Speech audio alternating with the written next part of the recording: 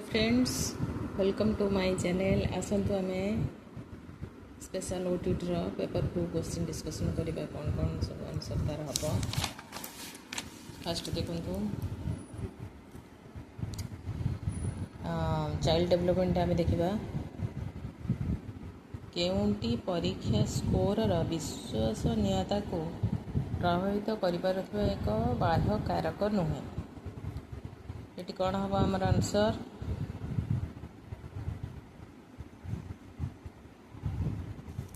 कहतु। Next question देखा 25 number एक गणित परीक्षा 14 जन परीक्षार्थी अंक निम्न दि जाए को विवेचना कर गरिष्ठक निर्णय कर। आमर आंसर 17 देखु 2 बारंबार अच्छे तेणु यहाँ 3 थर अच्छे तेणु यहाँ आंसर यहाँ हम। यही क्वेश्चन आंसर कौन हम कहतु आप मैंने से कहूँ विश्वसनीयता को प्रभावित करुवा एक बाह्य कारक। तेल आप कहतु यहाँ हूँ अनुमान कार्य बाह्य कारक भितर कौन कौन जाऊँगी भूल कर भय ये तो गोटे बाह्य कारक जाऊँगी अधिक प्रश्न अंतर्भुक्त करवा नुहे से कही नुहे तेणु यहाँ आपण रहा मैंने मेसेज रे देवे से नेक्स्ट क्वेश्चन जा।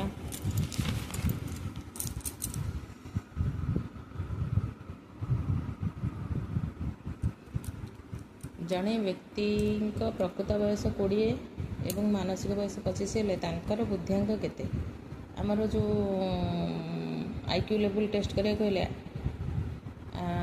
हूँ कौन आईक्यू MA/CA × 100 तेल MA/CA × 100 पकईदे mental age by chronological age × 100 mental age आमर केते आसला 20 मेंटाल एज हूँ 25 बाई 20 × 100 कटिगले केते 5 25 × 5 इंटू होगला 125 एटा आंसर हो 125।